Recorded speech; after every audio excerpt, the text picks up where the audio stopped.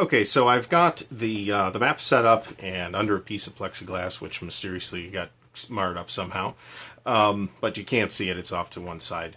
And I got all the pieces laid out. Now over here we have the turn record track. We're obviously starting on game turn 1, and we've laid out all the reinforcements for the Germans, the Austro-Hungarians, and the Russians, and then we have placed all of the starting forces on the map, and we've placed replacements. Not sure if you can see it.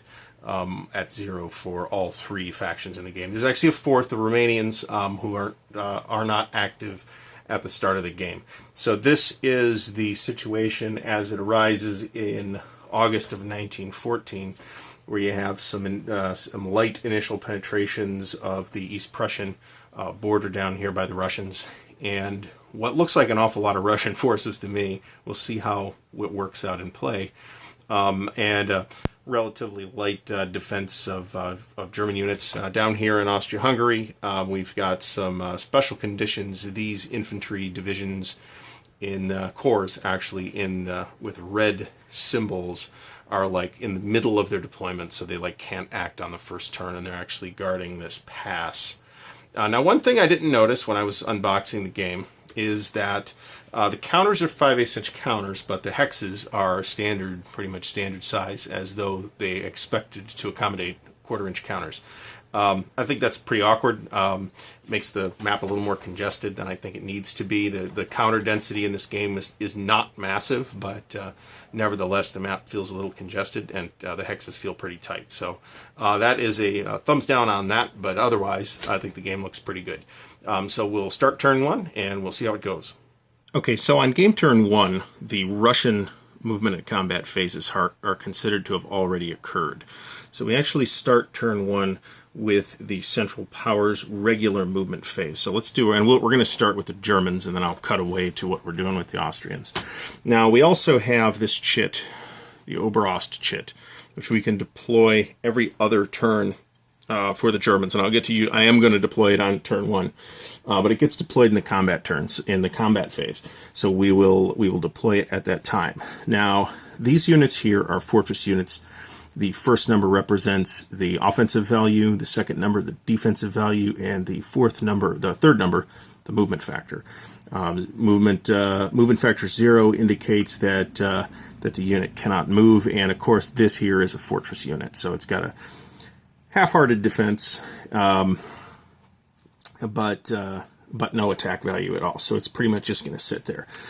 This guy over here, the 116, is a cavalry unit. This 224 here is an infantry unit. The asterisk indicates, I believe, that it can't be replaced. And the infantry with the bar along the side is a German active corps. There may be special rules for those, but I haven't come across them yet. We will address that when it comes up. For German units, we have some pretty good ones here. Guy down here off the map in Thorn, we are going to keep where he is, and none of the German stuff that's in the greater part of Germany is going to take any action here at all. So we're going to let those sit. But we need to do something here. Right here is where the Russian is weakest. This is in Lumia. But so let's see what we can do here. So I guess first of all we're going to take this 674 German active corps. Now this is going to be our primary strike guy that we're going to use this turn, and we're going to move him right here. That's 1 movement point because it's clear terrain, and he has 4. And then this 564.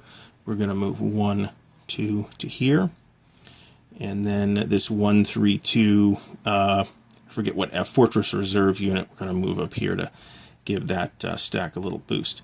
And I want to say everything else here is pretty much the way I want it to be, except I'm going to put the less crappy guy on top so that I can actually see where he is. Okay, and that is it for German movement. There's actually one other thing I want to do with the Germans. These two, you can see the rest of the German deployment here. Here's that unit in Thorn that I elected not to move before. We also have fortresses in Posen and Breslau. This guy is not really doing anything here. I can't strategic movement from this hex, and for turn 1, the strategic movement phase is already passed anyway. So I'm going to put him on a rail line.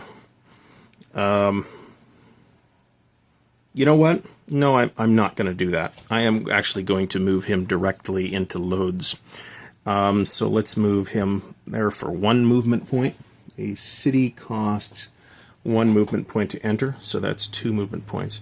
And we have now occupied a city in Poland. I don't know if that counts toward Russian cities. I tend to think it does not. I will look that up for future reference. It's not like the game's going to end this particular turn anyway. But we have occupied the city of Lodz. So we will mark that once we move out of it with a Central Powers occupation marker, and we will move on to the Austrians. So now we see the situation that the Austro-Hungarian forces are in. There's a lot of Russian forces opposing them, and the Austro-Hungarians are fairly brittle in this game. So one thing that I'm going to do down here in Krakow, we have a fortress there, and this 564 infantry corps. So let's put them somewhere slightly more useful. We'll move 1, 2, and then the river, forested river, will cost 2. So that will put him at 4 movement points. And we're going to keep, obviously, the fortress in Krakow. This guy, again, isn't doing much where he's at, so he will spend 2 movement points to join that corps. Not entirely sure there's really much else I feel like doing. I'm going to take this 564, move him back for 1 movement point. Cities and rivers cost the number of movement points based on the other terrain that's in the hex. I think the star represents something. What does it mean? It means a geographic victory hex, so it's important. So looking up at a couple of other hexes here. Don't see that anywhere else. That may be a scenario thing. Looking around, I think we will move this guy here for 1 movement point, because that is a little bit of a salient there that we don't necessarily want to have to eat. These 3 Austrian corps, as discussed previously, cannot move or attack on turn 1. So the Central Powers, the Austro-Hungarian forces, are pretty much going to sit here on the defensive. Moving them forward, I think, would be a mistake. But that doesn't necessarily mean to say that they're not going to counterattack. I think they're going to let the Russians close the gap first, and see what they can do with flanking with the relatively strong force on the far side here. On that subject, actually, what else do we have? We have this corps actually moved here. We will move it here instead, and move this corps there. So we have the same net effect on this corps, and this guy's closer to the end for potential flanking maneuvers. And the Austro-Hungarian line here is about as short as it could possibly be. I could theoretically pull these guys back, but I think I'm disinclined to do that. Here we have a city of Lemberg that we don't want to lose particularly, so let's not do that. The Austro-Hungarians are fairly susceptible to Russian aggression anyway. So that is the Central Powers regular movement phase for turn 1. As promised at the start of the Central Powers combat phase, we're going to place the Oberost marker. And this doesn't represent, unlike the Stavka unit, which is somewhat similar for the Russians. This doesn't represent any actual onboard thing. It will be there for the duration of the combat phase, and then it will come off and go back on the turn record marker for turn 3, because I can't use it in consecutive turns. But essentially what this will do is it will let me attack a second time with anything within 2 units of this group here. And in retrospect, let us put that, because of that, in this hex instead, because we might get some exploitation action in here. So here's what we're going to do. We're going to attack the Russians in a relatively weak position. We're going to attack them from this hex and this hex into this hex. So we have 6 defending factors and 12 attacking factors. So we're going to look at the combat results table. So here is our When Eagles Fight combat results table. Now, one of the things that applies here, and it's crystal clear in the rules, and it's somewhat confusing on the table. I get a +1 because there is a full strength and supplied active core involved in the attack. If we go and look at, here's the active core. There's actually 2 of them here. And that represents like the German corps which had the bulk of the trained NCOs at that time. So looking at the combat results table, that is the only modifier that applies. So there's going to be a +1 to this roll. Now, you'll notice that the results are in number/number format. The first result applies to the attacker. The second result applies to the defender. So let's roll it up. Shoot for a high number here, and we have failed. We have a 2. We're at 2-to-1 odds. The attacker loses 1 step. So let's pull this off and see where we're going to take that. Unfortunately, I feel like I have to do it here because, so I'm going to flip that unit, and it's still pretty strong, but it's no longer considered an active core. But Oberost is still in that hex. And we're going to attack this hex. That was a big disappointment, by the way, with 5-to-1 odds on here. Now, this is a forested hex, and there's a river, so it's going to have -1. It's going to be 5-to-1 odds, but there's a river, so it's -1, and then the town does not cause anything, but the forest also does not have any combat results. So we're still shooting for a high number, but we're at -1 this time, -1 this time. So we have a 3 on the 5-to-1, which gives us 0 and 2-step losses for the defender. Now, the defender can choose to retreat, but this unit is not capable of movement, so it is just eliminated. Now, the attacker, and this will go to the dead pile, which there isn't actually a holding box for on the board, but I guess you can make do with the little number national symbols that are there. So I can choose to advance after combat, and I think I will. That will be a huge benefit in the Oberost phase. Now, there's one other attack I could consider making, and that's against this, but that's 12 defending factors against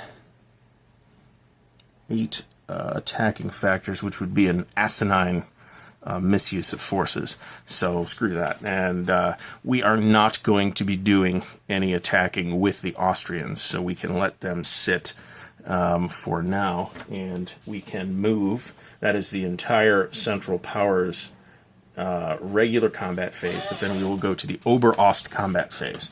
So that will mean that any Central Powers, or German, I believe, stack within 2 hexes of Oberost can attack again in the Oberost attack phase. And I think there are no particular... Nope, there are not any particular modifiers for that. However, we have this hole right here is now very vulnerable because there's a concentric attack. So basically, if the attacker has if the attacking units are on both sides of the defending unit, there's a bonus involved. So we're going to attack with 5 factors, 6 factors for 11 factors, and 5 factors. So that is 17 to 6, which is a disappointing 2-to-1. But we do get a plus, let's see, we do get a plus 2 for the concentric attack and +1 for the full strength active core right here. So we're at a +3 on this table, so let's roll it up. So 2-to-1 at +3. That's a 5 total, which gives us 1, 2. Ugh, that's actually not good at all. The Russian may choose to retreat, and we're going to have to look that up about how that works. The Russian is going to take 2 steps in combat losses, and he can absorb one of those by taking a step loss. So this is not a replaceable unit, so he is just eliminated. He cannot eat that. The Germans, however, do also take a step loss, so we're going to step this the 1R, whatever that means, core up, and we're going to do a retreat after combat here. And I guess I have to be satisfied. And the Oberost marker comes off and is placed on the turn track on turn 3. So that concludes game turn 1. That was a little bit short, but remember, we're only kind of taking half the turn. So we'll come back on turn 2 in the next episode and see what the Russians do in response.